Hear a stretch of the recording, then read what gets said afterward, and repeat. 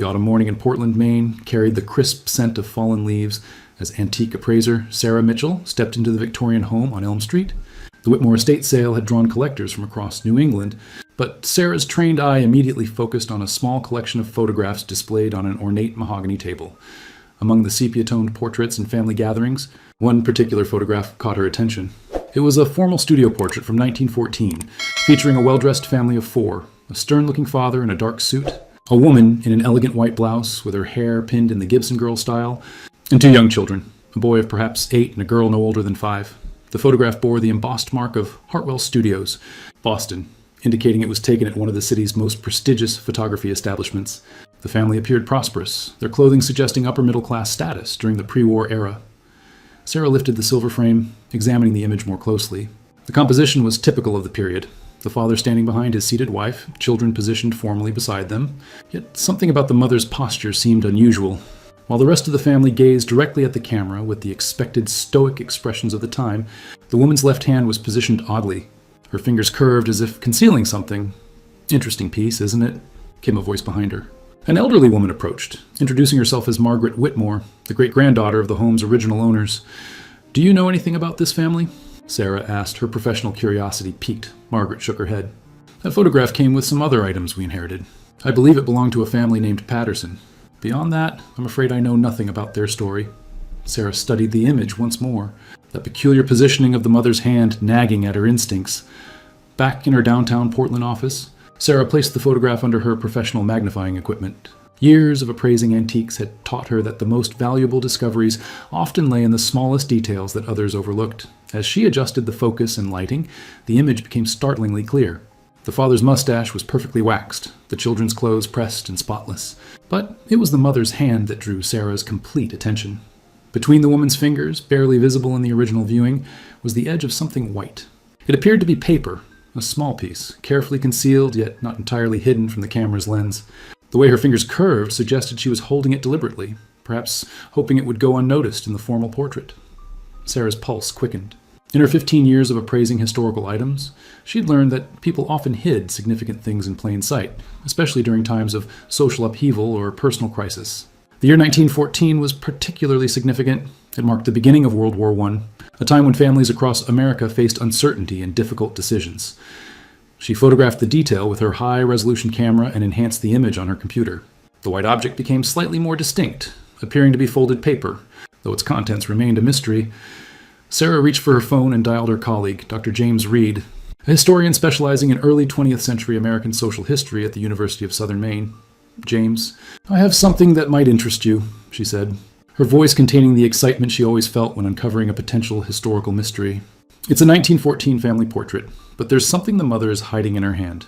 Something she clearly didn't want others to see, yet couldn't bear to let go of completely." "Send me the images," James replied immediately. 1914 was a pivotal year. Families were dealing with everything from economic uncertainty to the looming war. Whatever she was hiding might tell us a remarkable story.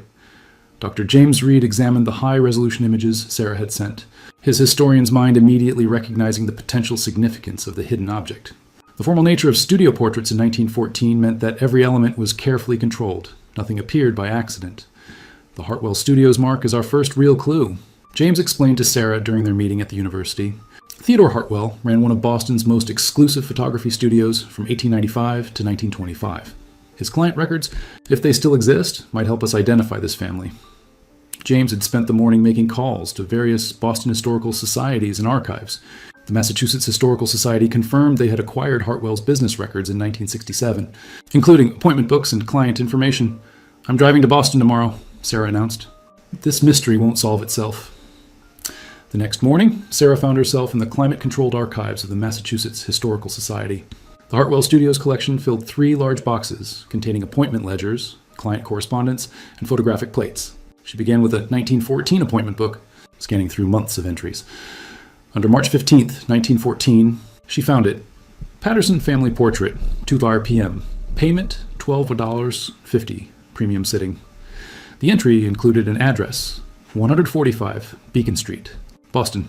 The premium sitting notation suggested this was a wealthy family who could afford Hartwell's most expensive services. Sarah's hands trembled slightly as she photographed the entry. The next step would be researching the Patterson family at that address, but she sensed she was on the verge of uncovering something significant. A librarian approached her table. "Finding what you're looking for?"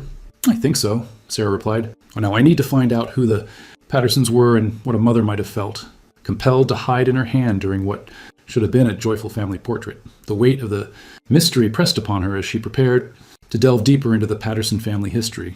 The Boston Public's Library's genealogy department became Sarah's next destination. Armed with the address from Hartwell's records, she began piecing together the Patterson family's story through city directories, census records, and newspaper archives. The 1910 census revealed the family's composition. Thomas Patterson, age 42, listed as a textile merchant. His wife Eleanor, age 36, son William, age 8, and daughter Catherine, age 5. The family employed 2 servants, indicating substantial wealth during Boston's textile boom. Thomas Patterson owned Patterson and Associates, a successful textile importing business with connections to mills throughout New England. The company specialized in fine fabrics from European manufacturers, making the Pattersons prominent members of Boston's merchant class. But as Sarah delved deeper into 1914 newspaper archives, she discovered troubling information. The Boston Globe from February 1914 contained a small business section notice. Patterson and Associates faces difficulties amid changing European trade conditions. More concerning was an item from the Boston Herald dated March 10th, 1914, just 5 days before the family portrait. Local textile merchant Thomas Patterson questioned by federal investigators regarding suspected irregularities in import documentation. Sarah's heart raced. The family had sat for their expensive portrait while under federal investigation. This context gave new meaning to Eleanor Patterson's hidden object. What had she concealed in her hand during what might have been their final family portrait as a prosperous Boston family? The reference librarian, noticing Sarah's intense focus, approached her table. "Are you researching the Patterson textile scandal?" she asked quietly. Sarah looked up, surprised. "You know about it? It's a fascinating case study." Thomas Patterson was eventually convicted of customs fraud in 1915. The family lost everything: their home, the business, their social standing. Eleanor Patterson, she paused dramatically. She disappeared shortly after the trial. Some say she fled to Canada with the children. Others believe something more tragic occurred. Sarah felt a chill. Whatever Eleanor Patterson had hidden in her hand during that march. 1914. Portrait suddenly seemed far more significant than a simple family. Memento.Sarah's research took her to the National Archives branch in Boston, where federal court records from 1914-1915 were housed. The Patterson case file was surprisingly thick, containing investigation reports, witness statements, and evidence documentation.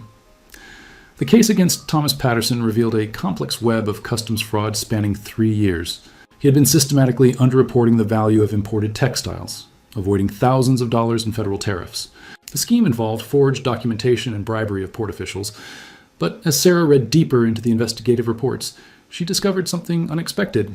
Federal agents had suspected Eleanor Patterson of being more than an innocent bystander. A Treasury Department memorandum dated March 8, 1914 stated, "Evidence suggests Mrs. Eleanor Patterson maintained separate financial records and correspondence related to the import scheme. Recommend immediate search of family residence." The search had been scheduled for March 16, 1914, one day after the family portrait. Sarah's pulse quickened as she realized the timing. Eleanor Patterson had known federal agents were coming to search their home. The family portrait on March 15th wasn't just a formal family photograph. It was taken on the last day of their life as they knew it. In the evidence inventory from the March 16th search, Sarah found a crucial detail. Searched premises thoroughly. No additional documentation recovered. Subject may have destroyed or concealed relevant materials prior to search. The picture was becoming clearer. Eleanor Patterson had hidden something in her hand during the portrait, possibly evidence she couldn't bear to destroy but dared not leave in the house. The photograph itself might have been her way of preserving proof of whatever she was protecting. A folder marked unrecovered evidence caught Sarah's attention. Inside, she found a handwritten note from the lead investigator. Mrs. Patterson claimed ignorance of her husband's activities, but witness reports suggest she was present during several suspicious meetings with foreign contacts. Her knowledge of the family's financial affairs appears extensive. Sarah photographed every relevant document, her mind racing with possibilities about what Eleanor Patterson had concealed that March afternoon in 1914, court. Transcripts from Thomas Patterson's 1915 trial provided Sarah with a disturbing picture of the family's final months. Eleanor Patterson had testified briefly on her husband's behalf, maintaining her innocence and claiming no knowledge of the customs fraud. But more intriguing were the witness statements Sarah found buried in the case files. Margaret Donnelly, the Patterson family's former housekeeper, had provided testimony that was never used in court. Mrs. Patterson was always writing letters, especially to people overseas. She kept a special writing box that she locked and hid. In the weeks before Mr. Patterson's arrest, she burned many papers in the fireplace. Another witness, a neighbor named Robert Sinclair, had observed strange behavior. The night before their portrait sitting, I saw Mrs. Patterson in her garden very late, near midnight. She appeared to be burying something beneath the rose bushes. The most chilling testimony came from Catherine Patterson's schoolteacher, Miss Helen Rogers. After Mr. Patterson's arrest, Eleanor came to collect Catherine from school. She seemed distraught and kept saying, "I have to protect what matters most." That was the last time anyone at the school saw either mother or daughter. Sarah's research into Eleanor's disappearance revealed that she and the children had simply vanished in April 1915, shortly after Thomas's conviction. Police reports indicated they had left their Beacon Street home with only personal belongings, leaving no forwarding address.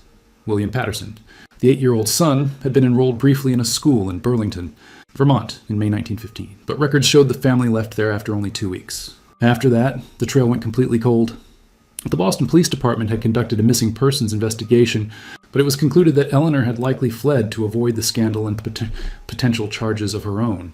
No evidence of foul play was found. As Sarah read the final police report, dated December 1915, one line stood out. Mrs. Patterson's disappearance appears voluntary. However, her knowledge of her husband's criminal activities and possible possession of undiscovered evidence makes her a person of continued interest to federal authorities. Whatever Eleanor Patterson had hidden in her hand that day in 1914, it had been important enough to risk everything to protect. Sarah's breakthrough came from an unexpected source. While researching Eleanor Patterson's disappearance, she had posted inquiries on several genealogy websites. 3 days after her Boston Archives visit, she received an email from a woman named Ruth Caldwell in Burlington, Vermont. "I believe my grandmother may have been Catherine Patterson," the email read. Well, she always claimed her real name was Catherine, but she went by Carol Caldwell her entire adult life. She died in 1995, but she left behind some items that might interest you, including what she called her mother's secret. Sarah immediately called Ruth, her hands shaking as she dialed. Ruth was a retired teacher in her 70s, the granddaughter of the little girl from the 1914 photograph. Grandmother rarely spoke about her early childhood, Ruth explained during their phone conversation. She said her father had been involved in some kind of trouble and that her mother had saved important papers. She kept a small metal box her entire life, claiming it contained proof of the truth. Ruth agreed to meet Sarah the following day in Burlington. That evening, Sarah could barely sleep, wondering what Eleanor Patterson's secret might reveal after more than a century. The next morning, in Ruth's cozy Burlington home, Sarah finally saw Catherine Patterson's legacy. The metal box was small, about the size of a jewelry box, with initials EP engraved on the lid, Eleanor Patterson. Inside, carefully wrapped in oiled cloth, were several items: a letter addressed to Catherine, a small photograph, and 3 folded documents that appeared to be official papers. "Grandmother made me promise to keep these safe," Ruth said softly. She said someday someone would come looking for the truth about what really happened to her family. She always maintained that her mother was innocent and that her father had been protecting someone else. Sarah's hands trembled as she carefully unfolded the letter Eleanor had written to her daughter. The handwriting was elegant, but hurried, and the date was March 15th, 1914, the same day as the family portrait. "My dearest Catherine," the letter began, "if you are reading this, then the truth has finally come to light." With Ruth's permission, Sarah carefully read Eleanor Patterson's letter aloud, both women hanging on every word from the past. "My dearest Catherine, if you are reading this, then the truth has finally come to light. Your father is not the criminal the government believes him to be. The real perpetrator of the customs fraud is his business partner, Jonathan Harwick, who has been using your father's name and forged his signature on documents for over 2 years. I have proof of Jonathan's guilt, correspondence between him and corrupt port officials, forged copies of your father's signature, and financial records showing payments made from accounts your father never knew existed. Jonathan threatened our family when your father began questioning discrepancies in the business. He said if we exposed him, he would ensure your father was convicted of crimes that could result in prison or even deportation. Today we sat for what may be our final family portrait. Hidden in my hand was the key to a safety deposit box at the First National Bank of Boston, box number 247. Inside that box is all the evidence needed to prove your father's innocence and Jonathan's guilt. I could not risk keeping these documents in our home, knowing federal agents would search it. If something happens to your father and me, you must retrieve this evidence when you're old enough. The bank manager, Mr. Charles Whitman, is a family friend who knows the truth. He will help you when the time comes. Your father chose to protect our family's safety rather than fight charges he knew were false. He believed that by accepting blame, he could keep us all safe from Jonathan's threats. But I cannot let an innocent man's reputation be destroyed forever. Remember, my darling Catherine, that courage sometimes means protecting the truth until the right moment comes to reveal it. Your father is a good man who made a terrible choice out of love for his family." Sarah felt tears in her eyes as she finished reading. The hidden key in Eleanor's hand hadn't been evidence of guilt. It was proof of innocence, carefully preserved through more than a century. Ruth wiped her eyes. Grandmother always said her mother was brave. She kept this letter her entire life, waiting for someone who would care enough to uncover the truth. The next morning, Sarah and Ruth drove to Boston together, the metal box and Eleanor's letter carefully secured in Sarah's briefcase. The First National Bank of Boston had been acquired by a larger institution in the 1960s, but corporate records indicated that safety deposit boxes from the original bank had been transferred to the main branch downtown. Bank manager Jennifer Walsh listened intently as Sarah explained the historical significance of their request. While safety deposit box 247 had been sealed for over a century due to non-payment of fees, the bank's legal department confirmed that Catherine Patterson's daughter, as Eleanor's next of kin, had the right to access its contents. "This is highly unusual," Walsh admitted, "but given the historical nature and the proper documentation, we can proceed." In the bank's vault, safety deposit box 247 sat in a row of similarly abandoned boxes. When Walsh inserted the key Eleanor had hidden in her hand that day in 1914, it turned smoothly, as if it had been waiting for this moment. Inside the box were the documents Eleanor had described: detailed correspondence between Jonathan Harwick and corrupt port officials, bank records showing bribes, and most damning of all, practice sheets where Harwick had perfected forging Thomas Patterson's signature. There was also a letter from Harwick to Eleanor, dated March 5th, 1914, that made the threat explicit. "If your husband continues asking questions about the import documentation, I will ensure he takes responsibility for irregularities he knows nothing about. Your family's reputation and safety depend on his cooperation." Ruth held one of the documents, her grandmother's vindication finally complete. She was right all along. Her mother really was protecting the truth. Sarah photographed every document, her mind already working on how to present this historical revelation. Thomas Patterson had been innocent, taking blame to protect his family from a dangerous man's threats. Eleanor Patterson hadn't been an accomplice. She had been a mother trying to preserve proof of her husband's innocence for future generations. The safety deposit box contained one final item. Another photograph, this one showing Thomas Patterson and Jonathan Harwick at the textile business, both men smiling and shaking hands, a bitter irony given the betrayal that followed. 6 months after discovering Eleanor Patterson's secret, Sarah stood before a packed auditorium at the Massachusetts Historical Society, presenting her findings to historians, genealogists, and members of the Patterson family who had emerged after publicity about the discovery. The evidence from safety deposit box 247 had been examined by forensic document experts, who confirmed the authenticity of the papers and the forged signatures. The story had captured national attention, becoming a symbol of how historical injustices could finally be corrected. Through careful preservation and dedicated research, Thomas Patterson's conviction was officially acknowledged as a miscarriage of justice by the federal court system, though no formal exoneration was possible due to the passage of time. More importantly, the Patterson family name had been cleared in the historical record. Ruth Caldwell had donated Eleanor's letter and the safety deposit box contents to the Massachusetts Historical Society, ensuring that future researchers would have access to this remarkable story of courage and preservation of truth. Dr. James Reed had traced the fate of Jonathan Harwick, discovering that he had fled to South America in 1916, shortly after Thomas Patterson's conviction, strongly supporting Eleanor's version of events. As Sarah concluded her presentation, she displayed the original 1914 photograph alongside Eleanor's letter. This case reminds us that photographs are more than mere images. They are frozen moments containing stories waiting to be discovered. Eleanor Patterson's hidden key wasn't just a secret. It was a mother's determination to preserve truth for future generations. In the audience, Ruth Caldwell smiled through tears, finally seeing her grandmother's lifelong faith in her mother's story validated. The little girl in the 1914 photograph had grown up carrying her mother's secret, and now, more than a century later, that secret had restored her family's honor. The 1914 studio photograph, once a simple portrait of a prosperous Boston family, had become a testament to the power of maternal love, the importance of preserving truth, and the reminder that sometimes the most significant secrets are hidden in plain sight, waiting for the right moment to change history. Itself, Eleanor Patterson's courage in hiding that key in her hand during their final family portrait had ultimately achieved exactly what she had hoped. The truth had finally set her family free.